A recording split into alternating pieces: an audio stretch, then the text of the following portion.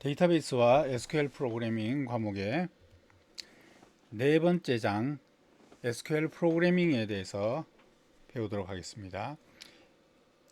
SQL을 활용해서 프로그램을 작성하는 방법에 대한 내용입니다.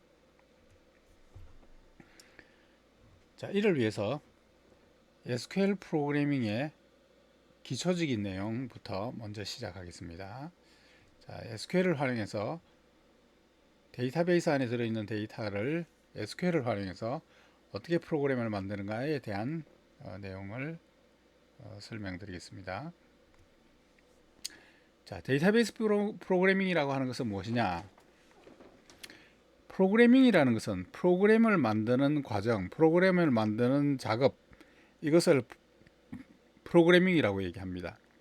데이터베이스 프로그래밍은 데이터베이스를 활용하여 프로그램을 하는 것을 데이터베이스 프로그래밍이라고 합니다.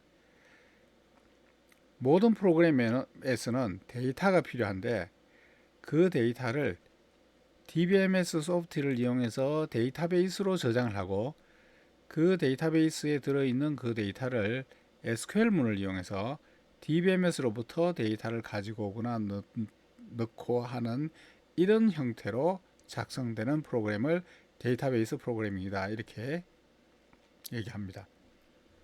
오른쪽 그림에 보시게 되면, 자, 하나의 응용 프로그램이 있을 때 그 응용 프로그램은 모든 프로그램들은 다 입력 데이터가 있고 출력 데이터가 있고 데이터를 이용해서 데이터를 처리하는 것이 프로그램입니다.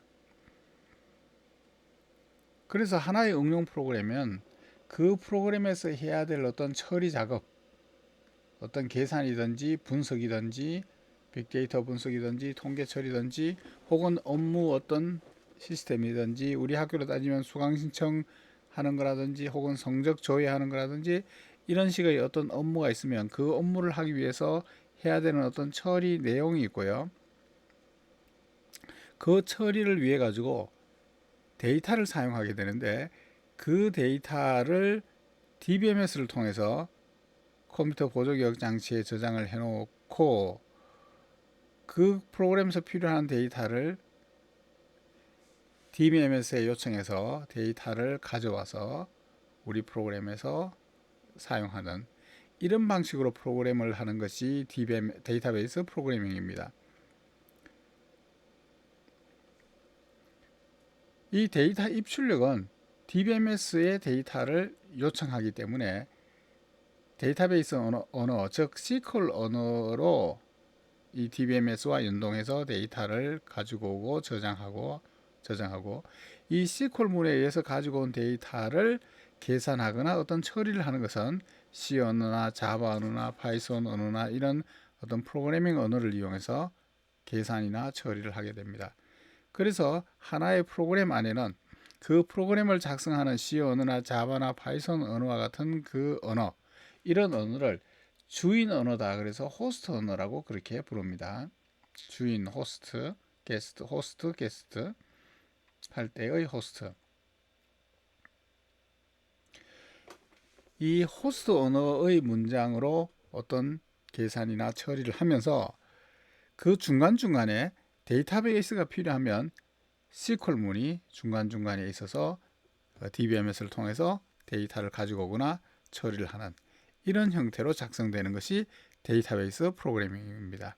그래서 우리가 지금 빅데이터 분석을 위한 거라든가 혹은 인공지능 어떤 데이터를 처리한다든가 할 때 DBMS가 가지고 있는 빅데이터를 우리 파이썬 프로그램에서 데이터베이스 안에 들어있는 데이터를 가지고 와서 어떤 전처리를 하거나 통계 분석을 하거나 기계학습을 하거나 인공지능 서비스를 만들거나 이렇게 하는 프로그램을 이제 하실 때에 이 DBMS를 이용해서, 즉 SQL 언어를 이용해서 그런 빅데이터 처리나 이런 프로그램을 하기 위해서 우리가 지금 데이터베이스를 그동안에 열심히 배웠고 이제 그 데이터베이스를 이용해서 파이썬에서 데이터베이스에 들어있는 데이터와 이를 이용해서 파이썬에서 프로그램하는 방법에 대해서 이제 배우시게 됩니다. 데이터베이스 프로그래밍을 하는 방법에는 크게 세 가지 방법이 있다 이렇게 되어 있는데, 하나는 범용 프로그래밍 언어 안에서 내포된 명령문 방식이라고 하는 게 있고요. 그 다음에 또 하나는 데이터베이스 함수 라이브러리를 이용하는 방식, 그 다음에 또 하나는 새로운 언어 방식, 이런 이제 크게 세 가지가 있다 이렇게 되어 있는데, 이 새로운 언어라고 하는 것은 뭐냐 하면 DBMS라는 소프트웨어가 어떤 사용자들이 DBMS를 사용할 때 DBMS의 명령을 하기 위해서 사용하는 언어가 SQL이라고 하는 데이터베이스 언어가 있죠. 이 데이터베이스 언어는 데이터를 테이블을 만들고 그 테이블 안에 인서트, 딜리트, 업데이트하고 그 데이터를 검색해오는 하기 위한 셀렉트문, 이게 기본적으로 이 SQL문의 주요 핵심 기능입니다. 그런데 그런 문장들은 다 어떤 테이블 형태로 들어있는 데이터를 다루기 위한 문장이죠. 그런데 거기에 어떤 프로그램을 작성하기 위해서는 프로그램을 처리하는데 필요한 문장, 그걸 흔히 절차적 문장이다 이렇게 얘기합니다. 뭐 하나씩 산술 어떤 계산을 한다든가, 혹은 if문에 따라서 다른 조건에 대해서 처리한다든가, 혹은 반복문에 의해서 어떤 반복을 적으로 처리한다든가, 이런 식의 어떤 우리가 프로그램에서 프로그램의 어떤 작업을 하기 위해서 사용하는 그런 문장 연산들이 있죠. 그런 문장들이 SQL에 없는데, 그런 SQL 언어에다가 이 기능을 덧붙여 가지고 언어를 확장해 한 겁니다. 그러면 이 SQL 문을 이용해 가지고 파이썬이나 C 언어나 자바나 이런 언어 없이 아예 데이터도 가지고 오고 그 데이터에 대해서 처리하는 이런 아예 프로그램을 만들어 버릴 수가 있죠. 다른 언어 없이. 이런 방식으로 데이터베이스 프로그램을 하는 것을 새로운 언어 방식, 이렇게 이제 지금 부른 겁니다. SQL 언어 안에, 데이터베이스 언어 안에 데이터를 다루는 어떤 그런 언어 안에 프로그램 작성을 위한 문장, 즉 절차적인 문장을 추가해서 이 SQL 언어, 절차적인 언어를 가지고 있는 SQL 언어를 이용해서 아예 프로그램을 짜버릴 수 있게 이렇게 하는 방식인데, 오러클에서는 PLSQL, PLSQL이라고 하는 이런 이름으로 SQL에 Procedural Language Statement, 그런 문장을 더 가지고 있는 확장된 언어라고 하는 의미로 PLSQL이라고 하는 이런 그 언어를 제공합니다. 마이크로소프트 SQL 서버라고 하는 그런 마이크로소프트의 대표적인 데이터베이스 DBMS 제품이 있는데, 여기서도 TransactSQL이라고 하는 그런 이름으로 어떤 새로운 그 프로그램을 작성할 수 있는 이런 이제 문장을 갖는 이런 언어를 확장해서 제공합니다.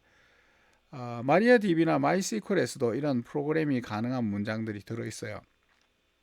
그렇지만 100% 모든 프로그램을 다 이 새로운 언어로 하기 위해서 만들어져 있는 것은 아니고요.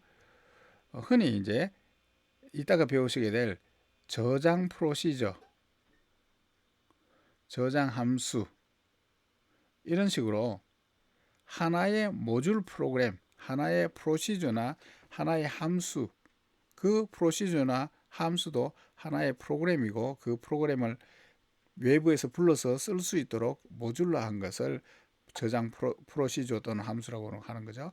그래서 그냥 SQL문만 처리하는 것이 아니라 SQL문과 그 SQL문을 활용해서 어떤 처리를 하는 하나의 프로그램, 즉 하나의 함수나 프로시저를 짜서 그걸 데이터베이스가 가지고 있다가 밖에서 부르면 실행할 수 있도록, 이런 형태의 저장 함수, 저장 프로시저를 작성하는 이런 용도로 이 새로운 언어를 주로 사용을 합니다. 그래서 아예 하나의 모듈, 아예 프로그램을 하나 짜서 저장 함수나 저장 프로시저를 가지고 있다가 밖에서 C 언어나 자바나 이런 데서 이 저장 함수를 불러서 쓸 수 있도록 이렇게 제공하는 것, 이게 이제 새로운 언어 방식이고요. 그 다음에 이제 내포된 명령문이라고 하는 것은 C 언어가 됐던 파이썬 언어가 됐던 이 문장, 자기의 문장 안에 데이터베이스 문장을, 즉 SQL문이죠. 이 SQL문을 중간중간 내포, 중간중간 끼워서 이렇게 프로그램이 작성된다. 호스트 언어 안에 데이터베이스 문장이 중간중간에 내포 끼워 있다. 이런 방식으로 프로그램을 한다라고 해서 이것을 이제 내포된 방식이다 이렇게 불렀고, 이 내포를 하는데 아예 SQL문이 여기 들어있는 것이 아니라 이 DBMS에 어떤 작업을 SQL문을 불러서 실행하도록 요청하는 것을 좀 쉽게 도와주기 위해서 편의 함수, 라이브러리 함수가 있습니다. 이 함수를 제공하면 이 함수를 호출해서 원하는 어떤 데이터베이스에 대한 처리, SQL문을 실행할 수 있게. 그래서 SQL문을 프로그램에서 조금 더 DBMS에 쉽게 전달할 수 있도록 도와주는 유틸리티 라이브러리를 만들었는데, 그 라이브러리를 이용해서 프로그램을 작성하는 방식, 이것을 함수 라이브러리 방식이다 이렇게 불렀습니다. 그래서 결과적으로 데이터베이스 프로그램을 한다고 하는 것은 SQL 언어의 확장판, 확장 기능을 이용해서 저장 함수나 저장 프로시저의 모듈을 만들고, 그 다음에 밖에 호스트 프로그램에서 이런 라이브러리 함수나 이런 것들을 이용해서 DBMS에 부르는데, 이때 부를 때 단순 SQL문만이 아니라 아예 저장 모듈을 저장을 해서 이 저장 모듈을 호출할 수 있게. 그래서 이 밖에 프로그램에서 DB를 부를 수 있는 이것도 배워야 하고, 그 다음에 이 안에 저장 함수를 작성하는 방법도 배우고, 이 두 가지를 이제 우리가 며칠에 걸쳐서 배우게 될 겁니다. 자, 그래서 데이터베이스 프로그래밍의 개념을 보여주는 이제 그림인데요. 내장 방식이라고 부르는 인베이디드 방식, 내장 방식이라고 부르는 방식은 요 위에 있죠. 이 방식을 얘기하는 거죠. 내장 방식이라고 하는 것은 자바 언어가 됐던 C 언어가 됐던 파이썬 언어가 됐던 그 언어의 문장으로 이렇게 쭉 프로그램을 작성하는데, 중간중간 데이터베이스 문장이 이렇게 끼워져 있죠. 이렇게 해서 이 데이터베이스 SQL문을 이용해서 이 DBMS가 이 SQL을 처리해주면 여기에 들어있는 데이터베이스의 데이터를 가지고 와서 프로그램에서 이용할 수 있게, 이렇게 이제 프로그램을 짤 수 있는데, 이렇게 짜는 거 말고 아예 DBMS 안에 하나의 단위 모듈로 이런 모듈들을 이렇게 만들어서 저장을 쭉 해 놓을 수 있습니다. 이 안에는 우리가 이때까지 살펴보셨던 데이터베이스 SQL 문장 외에도 어떤 프로시저라는 것을 짤 수 있는 문장들이 있어서, 이거 가지고 아예 모듈 하나를 여러 개의 문장과 그게 처리 내용을 담고 있는 저장 함수나 저장 프로시저를 아예 만들어서 넣어 놓을 수 있는 거죠. 그러니까 이것도 하나의 프로그램이죠. 자, 이렇게 만들어 놓으면 이 밖에 있는 프로그램에서 일일이 매번 SQL문을 여러 번 이렇게 부르는 것이 아니라 저장 함수를 불러버리면 저장 함수 안에 있는 이 여러 개의 SQL문이 실행이 되겠죠. 그래서 이 응용 프로그램에서 저장 함수나 SQL문이나 이런 걸 이용해서 응용 프로그램에서 DB를 연동하는 방법, 그것도 이제 우리가 배우실 거고요. 파이썬에서 연동하는 방법에 대해서 배울 겁니다. 배울 거고, 그 외에도 아예 모듈 하나를 이 DBMS 안에 SQL 언어의 확장판으로 만들어 놓을 수가 있겠죠. 그래서 여기에 대해서 먼저 우리가 배우고, 그 다음에 밖에 응용 프로그램에서 SQL문을 사용하거나 저장 함수를 부르거나 하는 방법에 대해서 이제 배우게 될 겁니다.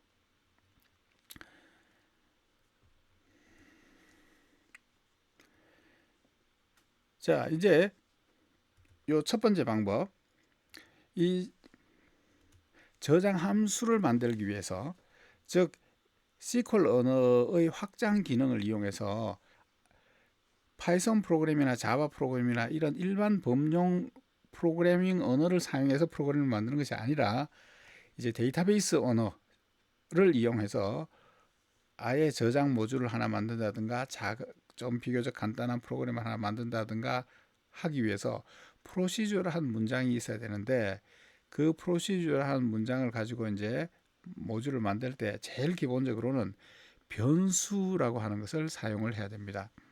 이 변수라고 하는 것은 어떤 값을 저장하고 하는 기억 장치 메모리의 한 공간을 얘기합니다. 그래서 이 공간에다가 데이터를 담아두기도 하고 꺼내와서 산술식에 이용하기도 하고, 그래서 데이터를 저장하고 전달하는 중요한 공간이기 때문에 이 변수라는 것이 모든 프로그래밍 언어들이 다 사용을 하죠.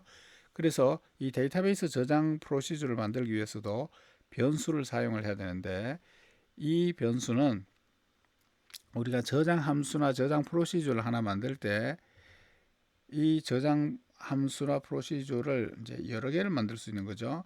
이 단위 모듈들을 여러 개를 만들면, 여러 함수들이 있으면 밖에서 필요한 대로 이제 불러서 쓰면 되니까, 이 함수 바깥에서 변수를 선언하면 이것은 소위 전역 변수라 해서 여기서도 사용하고 다른 데서도 사용하고 이렇게 공통으로 사용할 수 있는 이런 형태의 변수를 전역 변수라고 하는데, 이 프로시저 밖에서 변수를 선언하면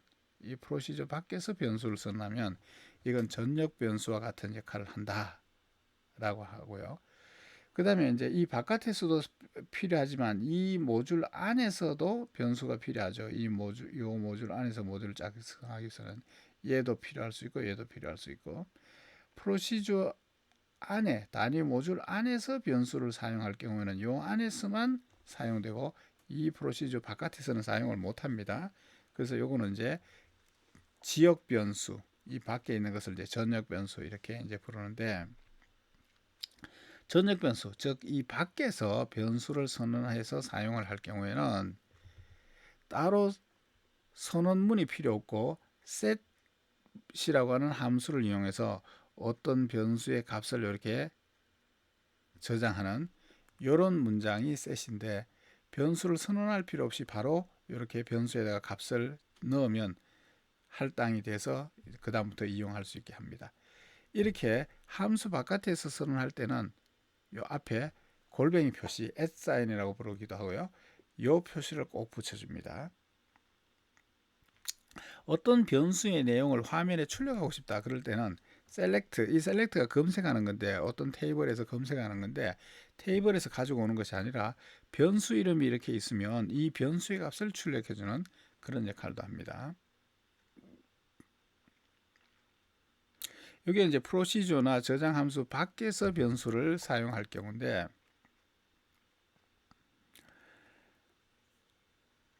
프로시저나 저장 함수 안에서 변수를 사용하려면 어떻게 되느냐, 요 밖에서 사용하는 것과 안에서 사용하는 것과 방식이 조금 다른데, 안에서 사용할 경우에는 이 변수를 선언을 해줘야 됩니다. declare라고 하는 문장을 사용해서. 밖에서 할 때는 declare라고 하는 문장으로 선언해 줄 필요 없습니다. 그런데 안에서 사용할 경우에는 declare라고 하는 문장을 통해서 선언을 해줘야 됩니다. 어떻게 선언하느냐, declare 한 다음에 변수의 이름이 앞에 오고 변수의 타입이 뒤에 오고 이런 식으로 합니다. 이게 바로 create 테이블 할 때 그 각 테이블의 애트리뷰트들을 선언해 주는 방법과 똑같은 모양으로 되어 있는 거죠. 자, 그 다음에 이제 이 프로시저 안에서 어떤 변수의 값을 저장할 때는 set 한 다음에 변수의 이름 이퀄 값 이렇게 하면 됩니다. 그런데 이 저장 함수 안에서는 변수 이름 앞에 골뱅이 표시 안 붙입니다. 그런데 저장 함수 밖에서는 변수 이름 앞에다가 골뱅이를 붙입니다. 자, 여기 예제 하나 보시게 되면 이것은 이제 함수 바깥에서, 이 함수 안에서 작성된 것이 아니고 이 함수 밖에서 작성된 건데, 이 함수 밖에서는 변수의 선언이 declare 선언이 별도 필요 없어요. 그래서 바로 쓰면 되거든요. 그래서 set이라고 하는 문장에서 골뱅이 a 이퀄 0, 100 이렇게 했습니다. 그러면 이제 a라고 하는 변수가 메모리에 할당 메모리에 생성되면서 그의 값이 이제 100이 들어갑니다. 별도 선언이 따로 필요하지는 않습니다. B를 200으로, 그 다음에 C는 A와 B의 값을 저장하는 걸로, 이런 식으로 이제 각 변수들에 대해서 값을 지정한 다음에 select가 이제 테이블에 있는 내용을 보여주기도 하지만 변수 이름이 있으면 변수의 값을 결과를 화면에 출력해 주는 그런 문장으로도 쓸 수가 있어요. 그래서 select 한 다음에 A, B, C 이렇게 하게 되면 요 앞에 있던 요 실행 결과에 따라서 A는 100, B는 200, C는 2를 더한 300 이렇게 이제 출력이 될 겁니다.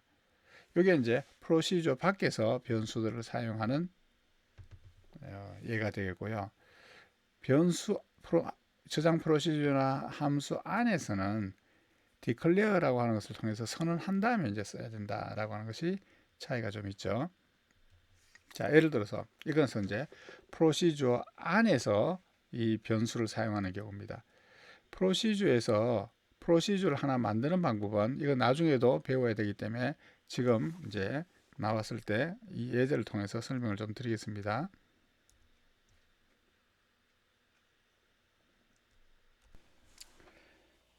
저장 프로시저는 어떻게 만드느냐면 create procedure라고 한 다음에 프로시저 이름이 있고요.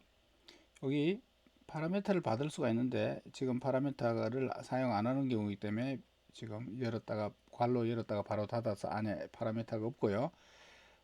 예, 프로시저 이름 괄호 열고 파라미터가 들어갈 수 있습니다. 그런 다음에 여기 begin and 사이에 요 사이에 프로시저의 어떤 처리 내용에 대한 문장을 작성합니다. 그 다음에 이 프로시저를 작성할 때 여러분들이 습관적으로 항상 이 딜리미터라고 하는 것을 달러 사인 요걸 넣어주고 끝에 다시 딜리미터라고 해가지고 세미콜론을 넣어주고 요걸 앞뒤로 넣어준다, 그냥 이렇게 생각을 하세요. 자, 이게 무슨 의미냐면 SQL 문장의 모든 문장의 끝은 세미콜론으로 끝이 나잖아요. 그래서 이 안에 이 세미콜론들이 사용되고 있는데 프로시저의 끝을 나타내는 이 끝을 나타내는 기호를 세미콜론을 사용하게 되면 어디가 끝인지 구분하기가 어려워요. 그래서 이 프로시저의 끝을 나타내는 기호를 여기다가 정의를 했고요. 요걸 이용해서 쭉 프로시저가 다 끝나면 그걸 이용해서 끝을 표시해 주면 됩니다. 그런 다음에 그 이후에 다시 다른 문장들이 세미콜론을 끝을 사용하죠. 그래서 세미콜론을 정상적인 이 끝을 나타내는 표시로 바꿔 놓은 겁니다. 자, 그래서 요거는 앞뒤로 그냥 넣어준다 이렇게 생각하면 되고, 여기서부터 여기까지가 프로시저에 대한 이제 실제적인 정의가 되는 거죠. 예, create procedure 한 다음에 프로시저 이름 있고 매개 변수가 있을 수 있습니다. 그 다음에 begin 시작한 다음에 프로시저의 내용에 해당하는 문장이 있고 프로시저 끝입니다. 자, 이 안에 내용은 보시게 되면 변수를 선언하는데 declare 이게 변수의 선언입니다. declare라고 하면서 A, B, C 세 개를 정수 타입으로 선언을 했어요. 그리고 이 변수에다가 값을 넣는 방법은 A에 200을 넣고 B에 700을 넣고 C에는 A 더하기 B를 넣고 넣는 방법은 set 한 다음에 이렇게 값을 넣어줍니다. 여기 값을 대입하는 문장입니다. select 하게 되면 값을 출력하는 겁니다. 그래서 A, B, C라고 하는 변수의 내용이 출력이 될 겁니다.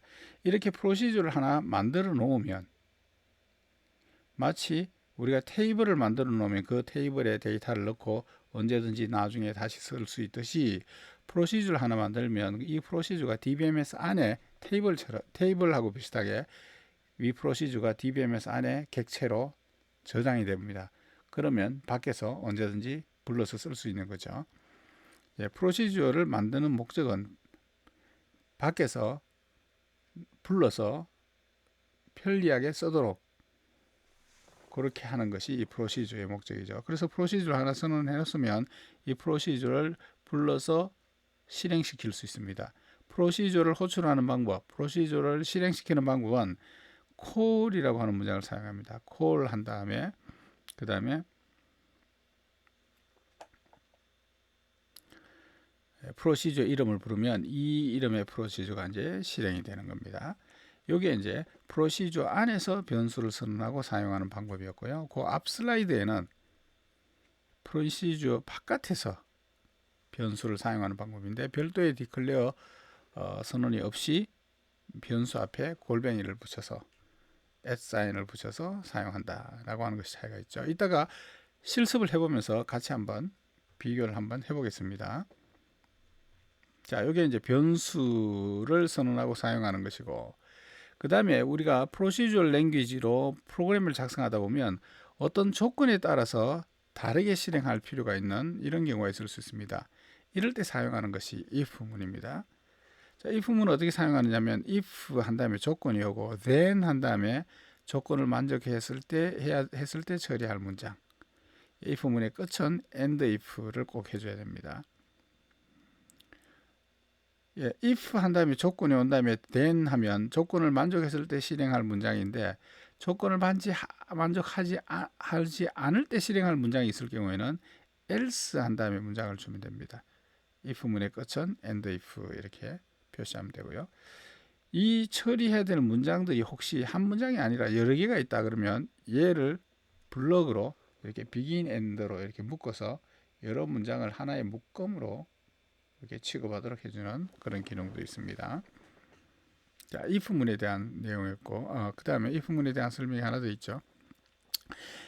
조건이 여러 개면 if 조건이 then 이거 처리하고 else if 한 다음에 또 어떤 조건에 대해서 이거 처리하고 또 else if 한 다음에 어떤 조건을 처리하고 이런 식으로 여러 케이스에 대해서 처리해야 될 내용을 주고 싶을 경우에는 else if절을 계속 쓰시면 되고 맨 끝에 마지막에 else 하게 되면 그 위에 있는 케이스가 다 아닐 때 이렇게 되겠습니다. 자, if문의 끝을 나타내는 것은 end if에서 표시합니다. 자, 여기 어떤 프로시저에 대한 예를 하나 봅시다. 딜리미트를 $사인으로 했다가 세미콜론을 바꿔주는 거 이거는 항상 무조건 넣어줘야 되는 거다 이렇게 생각하시면 되겠고요. 프로시저의 시작과 끝은 여기 나와 있습니다. create 프로시저 이름 score라고 하는 프로시저가 있고요. 그 안에 시작은 여기 begin이라고 하는 것이 이제 시작입니다. 자, 어떤 변수 하나를 선언을 했네요. declare 해서 변수 하나를 선언했고 그 변수에다가 set 한 다음에 값을 대입을 일단 했습니다. 자, 그런 다음에 여기 지금 보면 if문에서 여러 가지 조건 중에 하나를 선택할 때 else if를 사용하는 거죠. if d가 90보다도 크거나 같으면 그러면 a입니다. 이렇게 메시지를 출력을 해주고요. else라고 하게 되면 90보다 크거나 같지 않다는 거죠. 다시 말하면 작다는 거죠. 그래서 80 이상에서 89세까지 그렇게 되면 b입니다. 70에서 79세까지 c 60점 이상은 D, 그 외에는 F입니다. 이런 식으로 여러 케이스에 대해서 실행할 문장을 달리하고 싶을 때 이럴 때 if, else if를 사용하면 됩니다. 자, 그 다음에 케이스문은 이 if, else if로 케이스문 조건이 여러 개가 있을 경우에는 이 if, else가 이제 굉장히 길게 이제 나열돼야 되는 거죠. 그래서 이걸 조금 더 간편하게 나타낼 수 있도록 하는 것이 케이스문입니다. 이 케이스문은 when 한 다음에 어떤 조건을 주고 then 한 다음에 처리할 문장, 그러면 이 when이 여러 가지 케이스를 물어보도록 이렇게 이제 하면 여러 케이스들 중에 하나를 선택해서 서로 다르게 처리할 그럴 경우 사용하는 것이 케이스문입니다. 오른쪽에 예제 한번 봅시다. 자, 케이스문에 보면 포인트라고 하는 변수가 90보다 크거나 같을 경우, 혹은 80보다 크거나 같을 경우, 70보다 크거나 같은 경우, 60보다 크거나 같은 경우, 이런 식으로 여러 가지 케이스에 대해서 서로 다르게 처리할 때, 이럴 때 사용하는 것이 케이스문입니다. 자, 그 다음에 우리가 이 프로시저에서 어떤 루틴, 프로그램을 작성하려면 반복문 같은 것이 있어야 됩니다. 어느 부분을 계속적으로 이제 반복할 때 사용하는 것이 반복문인데, 이 SQL 프로그래밍 문장에서는 이 반복문으로 루프라고 하는 문장이 있고요. repeat라고 하는 문장이 있고 while이라고 하는 문장이 있습니다. 이 repeat는 무조건 무한히 반복하는 이런 반복을 표시할 때, 무한히 반복하면 언제 끝나나요? 그것은 이 루프 안에 어떤 조건을 만족하면 빠져나오는 문장이 별도로 있다라고 생각하고, 이 루프는 계속 무한히 반복하는 이런 방법이 루프죠. 그 다음에 이제 repeat라고 하는 것은 계속 반복하면서 어떤 조건이 만족될 때까지 계속 반복하는, 이게 이제 repeat 문장이고, while은 거짓이 되면 종료하고 참이면 계속 반복하는 이런 식으로 반복을 표시하는 것이 while문입니다. 자, 여기에 예를 보겠습니다. 예를 들어서 이제 루프문의 경우에는 루프 한 다음에 and 루프, 요 사이에 문장들이 있으면 요 안에 있는 문장들은 계속 반복하게 됩니다. 언제 빠져나오느냐? 이 if문에서 보시면 이 조건에 도달하면 루프를 빠져나가도록 해놨기 때문에 이 문장 안에서 이제 빠져나오는 조건이 있고, 이 루프 자체는 무한히 반복되는 이런 형태로 되어 있습니다. 이 루프 앞에 요 레이블이라고 그러죠. 요 표식이 달려 있어야 됩니다. 그래서 끝날 때 그걸 표시해 줘야 됩니다. 그러면 요 사이가 반복된다라고 하는 거고요. 리피트는 리피트라고 한 다음에 이 until 해가지고 여기 지금 조건이 주어져 있습니다. 그러면 요 안에 있는 것이 반복되는데, 요게 될 때까지 계속 반복하는 그런 형태의 반복문이 리피트. while문은 조건을 줘서 조건이 만족되면 실행하는 겁니다. 조건이 만족되면 실행하고, 조건이 만족되지 않을 때는 이제 빠져나오는 이제 그런 반복문이 이제 while문이 되겠습니다.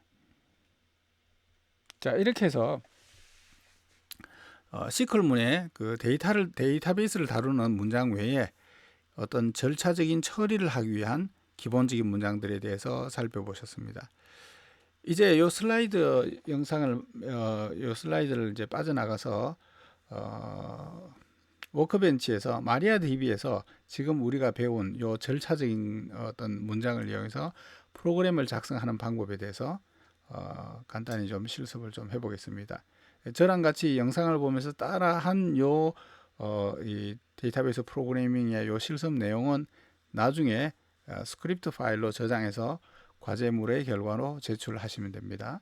자, 그럼 이제 지금부터 이 슬라이드를 빠져나가서 저랑 같이 워크벤치에서 이 데이터베이스 기초 프로그래밍에 대해서 한번 실습을 해보도록 하겠습니다. 자, 워크벤치를 띄워 보겠습니다. 자, 이렇게 띄워져 있고요. 자, 이것도 좀 우리가 프로그래밍 부분만 별도로 과제물로 제출하기 좋도록 쿼리 창을 하나 새로 띄워서 이 새 쿼리 창에서 실행하도록 하겠습니다. 자, 이 쿼리 창에서 여러분들이 셀렉트나 인서트나 딜리트나 이런 데이터베이스 문장을 실행하는 것이 이 기본적인 그 쿼리 창이었죠. 여기서 프로그램도 작성할 수 있다는 겁니다. 그래서 예를 들어서 set 한 다음에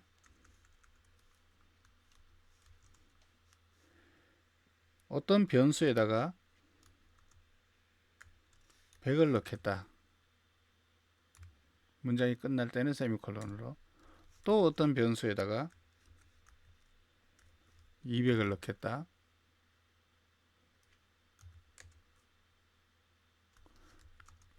어떤 변수에 두 값을 더합니다. 또 어떤 변수에다가는 두 값을 뺍니다. B에서 A를 빼보겠습니다. 자, 이런 식으로 그냥 이 쿼리 창에서 프로그램을 하는 거예요. 자, 이렇게 한 이제 어떤 변수들의 어떤 식이나 이 결과에 최종 변수의 값을 한번 보고 싶다.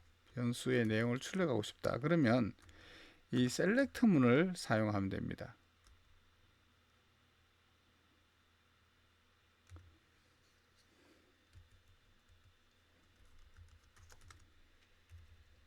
이 select 문은 테이블에서 어떤 애트리뷰트의 값을 애트리뷰트의 이름을 주고 그 애트리뷰트의 값을 출력하던 것이 select 문인데, 이렇게 변수를 주게 되면 변수가 이제 출력이 됩니다. 그래서 이거 한번 실행해 보겠습니다. 요 번개의 제일 왼쪽 거, 그러면 이제 현재까지의 앞에 있는 모든 내용이 다 실행되죠. 자, 이렇게 실행해서 보시면 A에 100, B에 200, C에 300, D에 100, 요게 지금 이제 출력이 됐습니다. 이렇게 프로시저를 지금 아직 안 만들었죠. 프로시저 내부가 아닌 프로시저 바깥에서 프로그램을 할 때는 변수 이름 앞에다가 이 골뱅이 표시를 한다라고 하는 이제 것이 이제 이 변수와 관련되는 주요 내용이고요. 자, 프로시저를 이제 하나 만들어 보겠습니다. 자, 프로시저는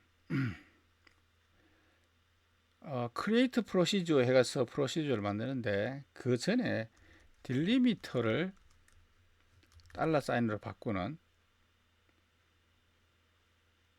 요거는 이제 항상 해준다 이렇게 생각을 하고 먼저 해주시고요.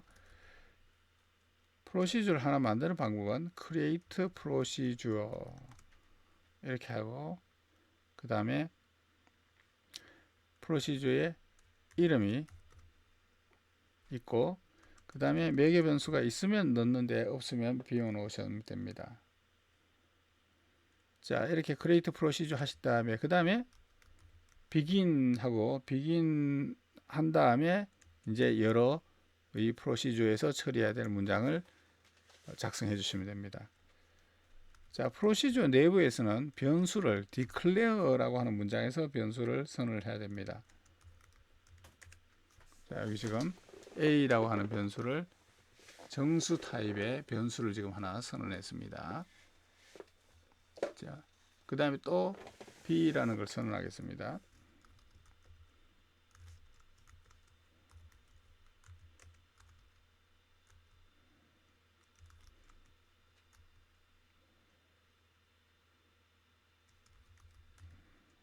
자, 이렇게 하게 되면 A라는 변수, B라는 변수, C라는 변수, 이 세 변수를 지금 선언을 한 거고요.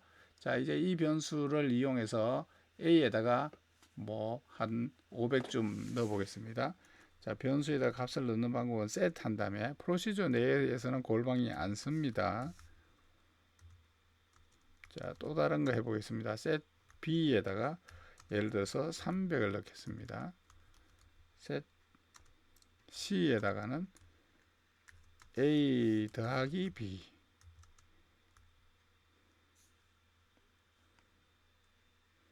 자, 이렇게 두 숫자를 한번 더해 봤습니다. 그 다음에 이 변수의 값을 출력하는 방법은 select 한 다음에 변수를 이렇게 나열해 주시면 되고요. 그 다음에 끝은 end 한 다음에 달러 사인 표시 요걸로 해주고, 그 딜리미터를 다시 콜론으로 이렇게 바꿔주도록 이렇게 하겠습니다. 자, 지금 에러가 나와 있는데 이게 뭐 때문에 에러 나는지 제가 잠깐 한번 보겠습니다. 예, 여기 오타가 있었네요. 여기 이퀄입니다. 자, 제가 지금 화면을 작게 해서 지금 여러분들이 잘 안 보이셨겠네요. 자, 조금만 키우겠습니다. 자, 여기 프로시저 밖에서 지금 문장들을 막 실행한 거고요. 프로시저 밖에서 변수를 사용할 때는 앞에 골뱅이 표시가 붙어져 있다라고 하는 거고, 그 다음에 프로시저를 하나 선언하는데 그 프로시저를 선언하는 부분이 여기 있습니다.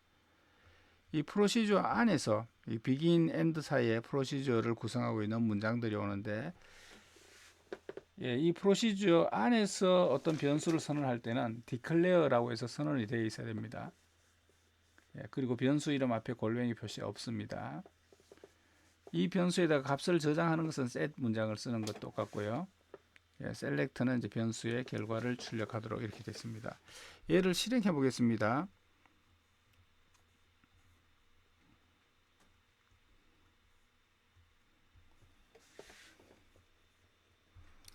자, 얘를 실행을 하게 되면 프로시저가 하나 만들어졌습니다. 자, add sum이라고 하는 프로시저가 하나 만들어져 있어요. 만들어지긴 했는데 아직 실행은 안 시켰어요. 이 프로시저를 실행을 어떻게 하느냐? call 한 다음에 프로시저 이름을 불러주면 파라미터가 있으면 여기 안에서 파라미터를 넣어서 하는데 지금 파라미터가 없죠. 이렇게 실행하게 되면 이 프로시저가 실행이 됩니다. 실행하게 되면 어떻게 되는 거예요? A에 500, B에 300 두 개를 더하면 아이고 여기도 에러가 났습니다. 여기 1이네. A로 원래 하려고 했었는데 자 얘를 하려면 프로시저를 없애버려야 수정을 할 수 있습니다.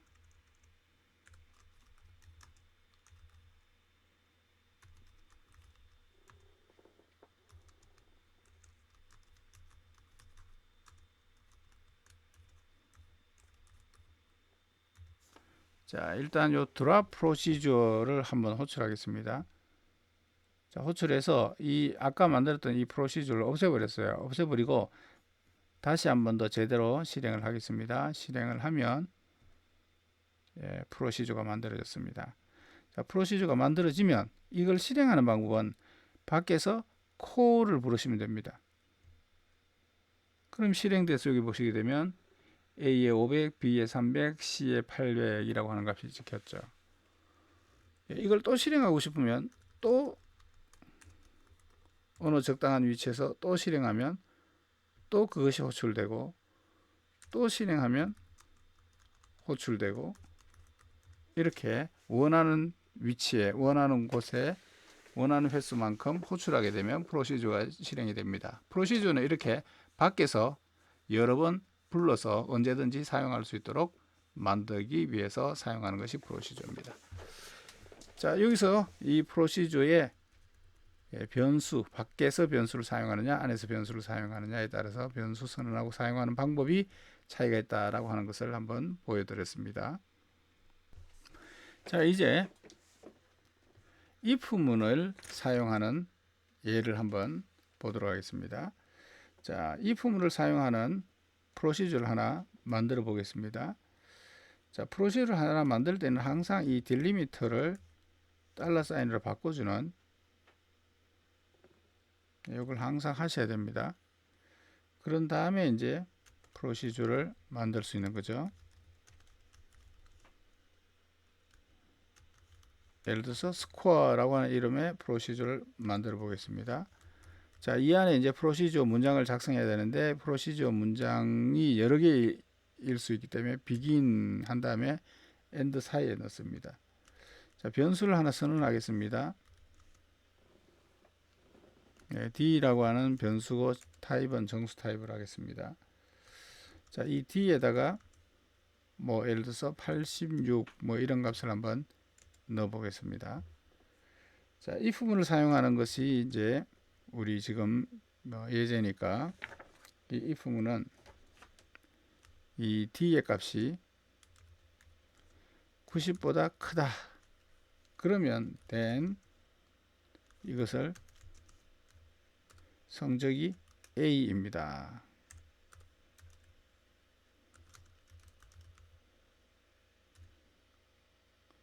이렇게 출력이 되게 하고 else if 이렇게 하려면 90보다 크지 않다는 얘기죠. 90보다 작다는 얘기겠죠.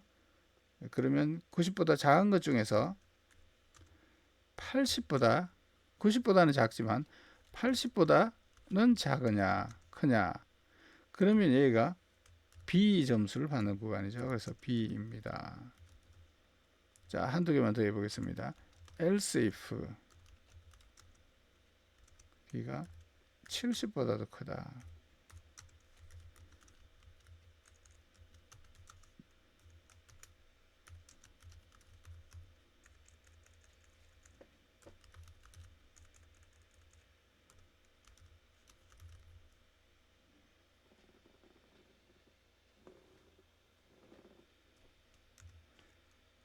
잠깐만요. 여기 안내 메시지 출력할 때 되면 여기서 묶어줘야 되죠. 자, 이렇게 하시고 그 다음에 마지막 else.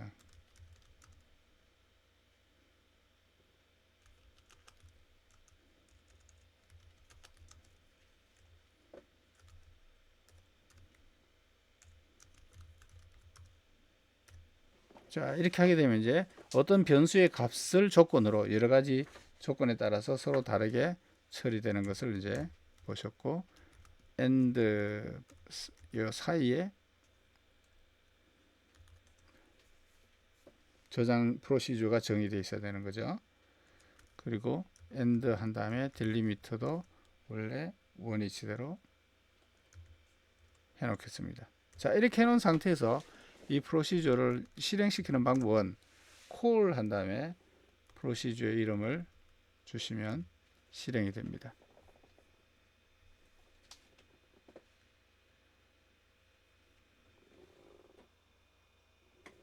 예, 이 프로시저를 실행을 안 했네요. 프로시저를 실행을 해서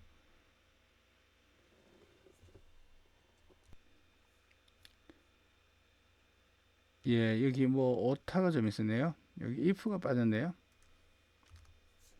예, 이렇게 해서 한번 프로시저를 실행해 보겠습니다. 그래도 에러가 나네요.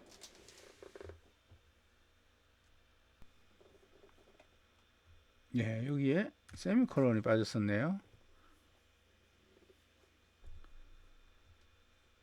여기도 세미콜론이 있어야 되죠.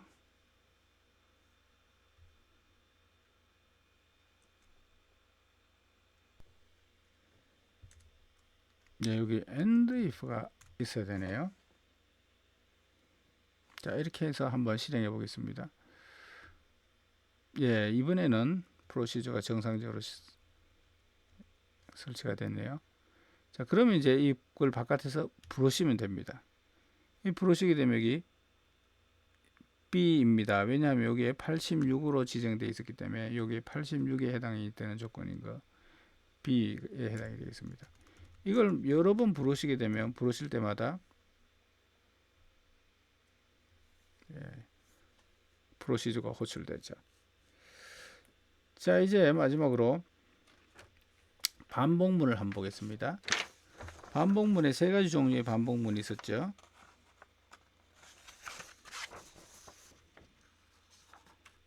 루프 반복문, 리피트 반복문, while 반복문, 이렇게 반복문이 세 가지가 있었는데 한번 보겠습니다.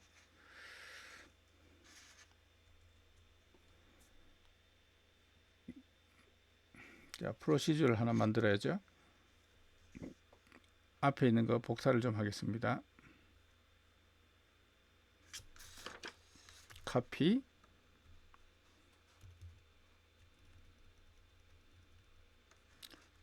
페이스트 한 다음에 얘를 좀 수정하겠습니다.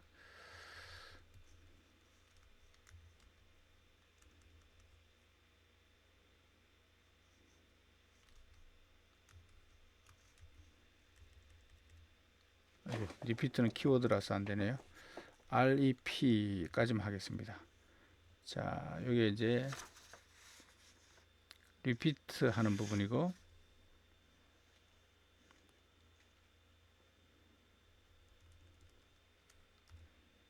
i라고 하는 변수를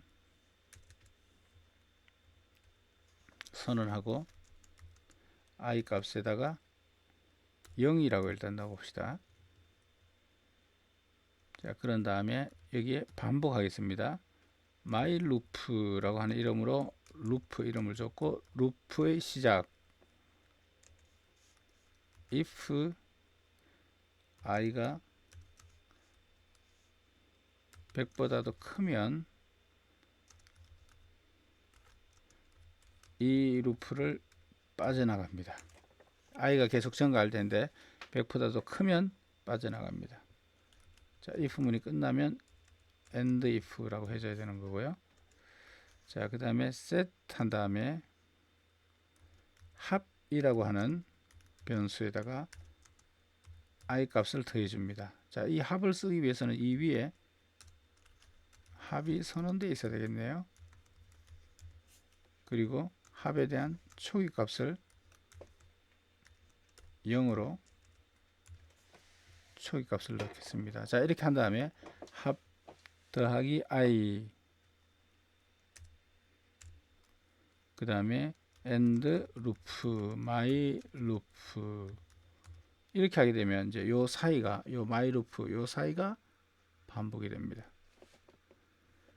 자, 이렇게 반복하면 합이라는 결과가 만들어지겠네요. 그래서 합을 한번 셀렉트 하도록 했습니다.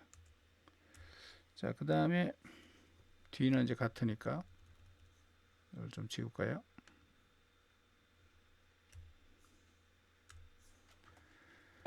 자, 이러면 이 REP라고 하는 반복문이 하나 만들어졌습니다. 이를 한번 실행해 보겠습니다. 예, 잘 만들어졌고요. 호출하겠습니다. 호출은 call 한 다음에 REP, 얘를 실행하게 되면 REP가 호출이 됩니다.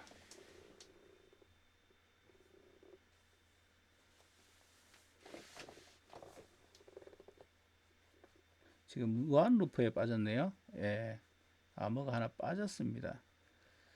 그래서 무한 루프에 빠졌는데 뭐가 빠졌냐면 이 i가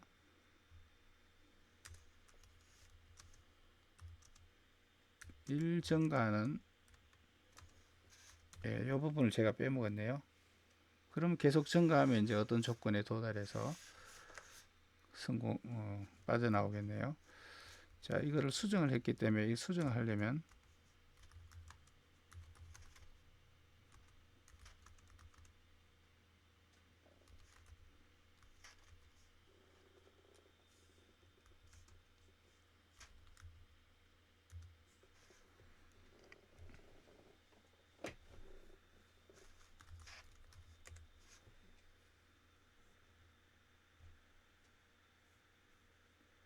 자, 생성을 해서 한번 실행해 보겠습니다. 실행을 하려면 밖에서 호출하면 되죠.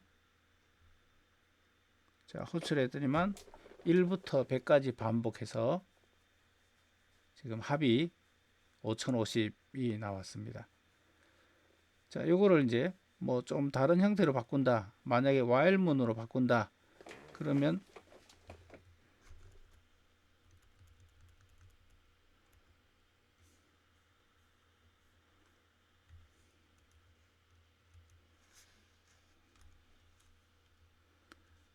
while문은 이런 스타일로 만들어집니다.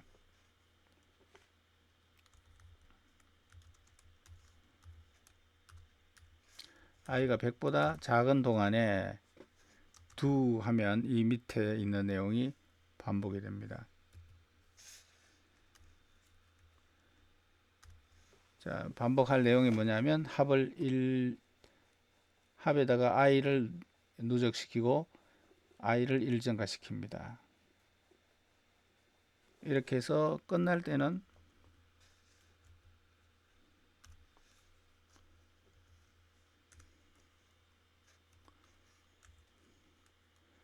and while 이렇게 끝냅니다. 자, 이렇게 하게 되면 지금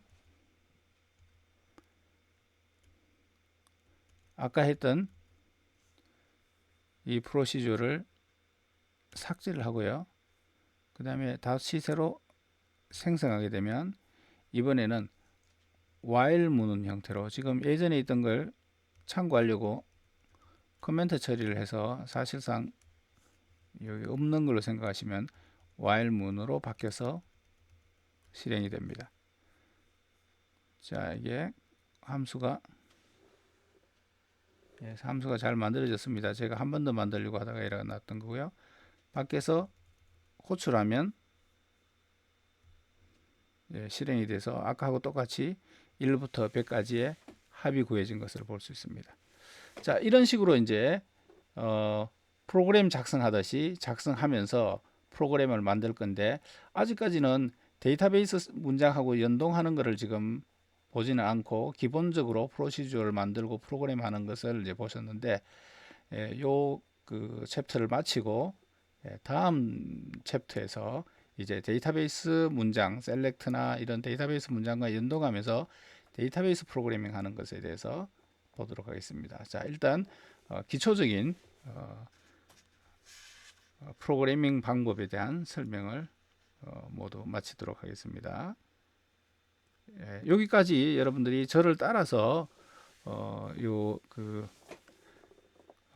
기본적인 프로그래밍 문장 프로그램에 대해서 저를 따라서 요 예제들을 그대로 하시고요. 여기까지 한 예제는 여러분들 마찬가지로 스크립트 파일로 여기 파일에서 세이브 스크립트 해가지고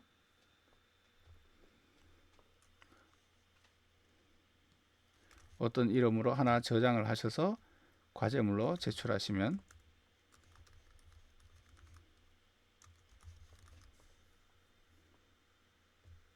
되겠습니다. 자, 그래서 어쨌거나 영상을 보시면서 저랑 같이 화면에 따라한 것은 스크립트에 저장해서 제출하시면 됩니다. 자, 요 기본적인 프로그램에 대한 영상 강의는 여기서 마치겠습니다.